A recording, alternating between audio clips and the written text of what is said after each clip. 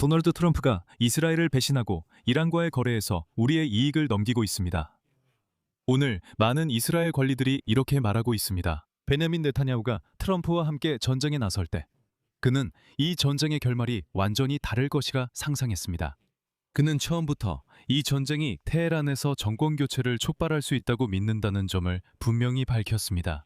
또는 최소한 이란이 핵 프로그램뿐만 아니라 미사일 역량도 잃고 중동 지역에서 대리 세력을 지원하지 못하게 될 것이라고 생각했습니다. 하지만 네타냐후는 그의 측근들조차 쓴 약이라고 부르는 합의를 받았습니다. 그리고 미국과 이란의 합의 발표에 대한 이스라엘의 반응은 분노에 가까웠습니다. 이제 미국과 이란 간의 향후 합의 서명에 대해 이스라엘에서 나오는 반응을 함께 살펴보겠습니다. 제 이름은 알렉세이 패치입니다. 시작하기 전에 채널 구독과 좋아요, 그리고 댓글을 남겨주시면 감사하겠습니다. 자, 지금 모든 헤드라인에 퍼지고 있는 이 공식은 아인의 포털이 인용한 이스라엘 고위 관리들에게서 나온 것입니다. 직설적이고 간결하게 말하면 트럼프가 우리를 배신했습니다. 이스라엘 매체 인터뷰에서 한 관계자는 서운함을 드러내며 트럼프가 우리를 배신했다고 말했습니다. 우리는 대가를 치렀고 더 이상 상황을 알지 못하며 아무것도 바꿀 수 없습니다. 충격에 빠졌습니다.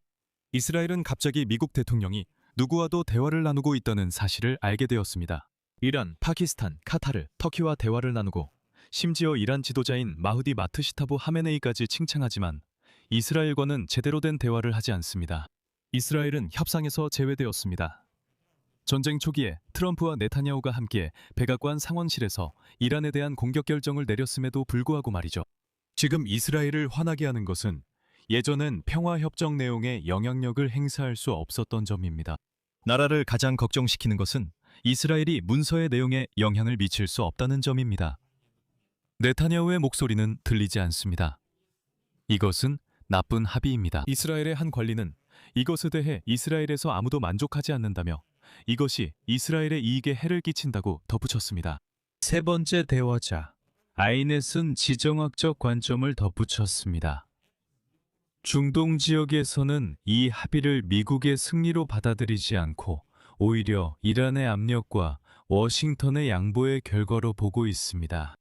더 나아가 이스라엘 관리들은 이 합의가 오래 지속될 것인지에 대해 의문을 표하고 있습니다. 그리고 여기에는 일리가 있습니다. 이전 방송에서 저는 이미 아랍에미리트와 카타르가 이란이 자신들을 공격하지 않도록 현금을 지불하기로 합의했다는 사실을 말씀드렸습니다. 한번 곰곰이 생각해 보십시오. 즉, 그곳은 더 이상 미국의 안전 보장을 믿지 않는다는 의미입니다. 카타르와 에미리트에서는 미국이 제공하는 안전 보장, 이른바 안보 우산을 더 이상 믿지 않습니다. 그래서 알겠어요, 이란에게 돈을 주자고 말하는 겁니다. 여기서 중요한 것은 말하자면 이런 방향 전환의 깊이를 이해하는 것입니다. 수년간 도널드 트럼프는 이란 견제에서 이스라엘의 핵심 동맹이었고 이란 위협 평가를 이스라엘과 공유했습니다. 그는 버락 오바마의 핵 합의에서 탈퇴했습니다. 그는 이란에 대한 최대 압박 정책을 펼쳤고 그 외에도 여러 조치를 취했습니다. 이스라엘은 도널드 트럼프를 신처럼 숭배하며 엄청 멋진 동맹이라 불렀고 조 바이든과는 비교도 안 된다고 했습니다.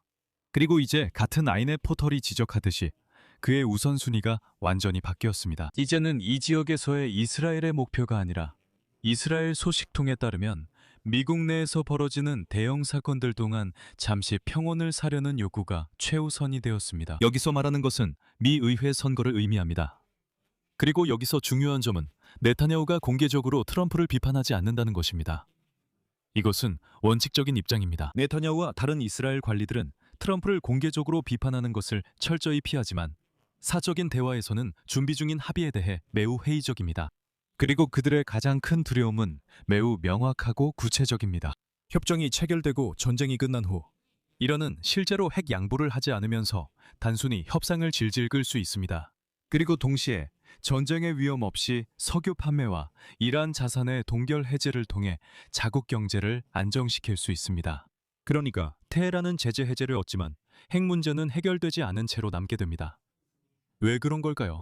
이스라엘에서는 지금 합의에 서명하면 이란이 트럼프와의 최종 평화 협정과 핵 합의에 서명할 수 있는 시간이 고작 60일 뿐이라는 점을 잘 알고 있습니다. 하지만 의문이 생깁니다. 만약 60일이 지나도 핵 합의가 이루어지지 않는다면 어떻게 될까요? 트럼프는 60일 후에 무엇을 할까요? 그리고 제가 다시 한번 말씀드리자면 60일 후면 우리는 미국 의회 중간 선거에 더욱 가까워질 것입니다. 그래서 60일이 지나도 합의가 이루어지지 않는다면 트럼프는 아마도 이 60일을 또 연장하고 다시 60일 또 60일 이렇게 계속 이어갈 가능성이 높습니다. 제가 다시 한번 말씀드리자면 이란은 이미 바이든과 트럼프 두 행정부와 수년간 핵 협상을 해왔지만 아무런 결론도 내지 못했습니다. 지금이라고 해서 그들이 그렇게 하지 못할 이유가 없죠. 하지만 이 단계에서 제재와 자산 동결이 해제된다는 점이 중요합니다. 그런데 네타냐후는 어떻게 해서 이 합의 체결에서 완전히 소외된 건가요? 사건의 전개는 그에게 굴욕적입니다. 그리고 이란과의 교전이 격화되기 시작했을 때 네타냐후는 바로 지난주에 에너지 시설과 기반 시설에 대한 대규모 타격을 계획하고 있었습니다. 하지만 트럼프가 마지막 순간에 그를 막았습니다. 그 후 미국 소식통에 따르면 이스라엘 총리는 사실상 과정에서 소외되었고 워싱턴의 우군들에게 전화를 걸어 트럼프의 협상에 대한 정보를 구걸하다시피 했습니다. 트럼프는 그와 정보를 공유하지 않게 되었습니다. 또한 목요일 트루소셜에 올라온 도널드 트럼프의 합의가 이루어졌다는 게시글은 네타냐후를 매우 당황하게 했습니다. 1시간 후 트럼프가 그에게 전화를 걸어 이게 바로 그 거래다. 훌륭한 거래다.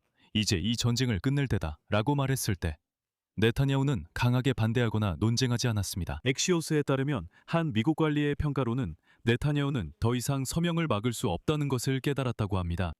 이 이야기에는 긴장감을 설명하는 전사가 있습니다. 6월 초에도 그랬습니다.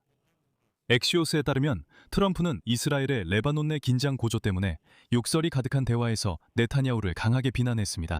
분노의 이유는 네타냐후가 레바논에서 상황을 악화시키기로 한 결정이 트럼프와 이란의 협상을 무산시킬 위협이 있었기 때문입니다. 한 관리에 따르면 이것은 트럼프가 백악관에 복귀한 이후 네타냐후와 나눈 최악의 대화 중 하나였다고 합니다.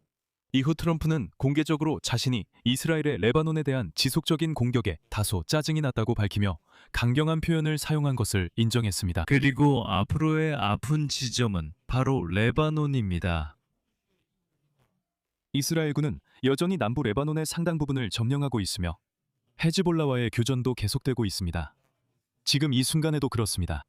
미국의 고위 관리는 헤즈볼라가 이스라엘에 로켓 공격을 가하고 이란이 헤즈볼라 무장 세력을 계속 무장시킨다면 이는 바로 그 평화협정에 위배된다고 경고했습니다. 하지만 이스라엘은 또 다른 함정에 빠졌다고 느낍니다. 협정의 휴전이 레바논에도 적용되기 때문에 예루살렘에서는 트럼프 행정부가 헤즈볼라에 대한 이스라엘의 행동 자유를 제한하고 모든 공격을 사전에 조율할 것을 요구할까봐 두려워하고 있습니다. 즉, 다시 말해 앞으로 이 협정에는 이스라엘이 레바논을 공격할 경우 거의 반드시 트럼프와 사전에 조율해야 한다는 내용이 명확히 명시될 것입니다. 그들이 이란과의 전쟁에 집중하고 있기 때문입니다. 또한 국방장관 이스라엘 카츠는 네타냐후와 이스라엘의 입장을 분명히 했습니다. 그는 트럼프가 미국의 이익을 고려해서 거래를 체결한다고 밝혔습니다. 하지만 이스라엘은 핵 프로그램, 미사일, 그리고 테러리스트 대리 세력에 관한 공통 원칙들이 지켜지기를 기대하고 있습니다. 그리고 가장 중요한 것은 카츠는 이스라엘이 이란이 핵무기를 갖지 못하도록 독자적으로 행동할 수 있는 능력을 유지하고 있다고 강조했습니다. 여기에 내부 정치까지 더해지면서 상황이 2배로 더 독성이 강해지고 있습니다. 이스라엘 선거까지 4개월이 남았습니다. 그리고 네타냐후의 경쟁자들은 그가 트럼프의 조건을 그냥 받아들이면서 이스라엘을 속국으로 만들었다고 비난하고 있습니다. 워싱턴은 자신감에 차 있습니다. 한 미국 관리는 엑시오스와의 인터뷰에서 백악관이 확신하고 있다고 직접 말했습니다. 결국 이스라엘인들은 어쩔 수 없이 그 거래를 받아들일 것이라고 합니다. 하지만 네타냐후 본인에게 엑시오스의 결론은 사실상 선고와도 같습니다. 선포한 목표를 달성하지 못한 채 전쟁 종식 합의에 서명하는 것은 가장 큰 전략적, 정치적 타격입니다.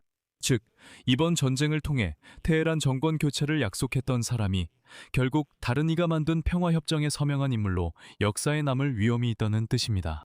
또한 자신의 패배를 인정하는 셈입니다. 여기서 말을 줄이겠습니다. 여러분의 의견과 결론은 전통적으로 이 영상 아래 댓글에 남겨주세요. 이 유튜브 채널의 활동을 지원하고 싶으시다면 이 영상 설명에 있는 링크와 계좌로 후원해 주실 수 있습니다. 바이미어 커피, 페이트리온, 암호화폐 지갑, 은행 계좌 정보가 있습니다. 편한 방법을 선택해 주세요. 어떤 지원이든 감사합니다. 오늘은 여기까지입니다. 건강 챙기세요. 모두 안녕히 계세요.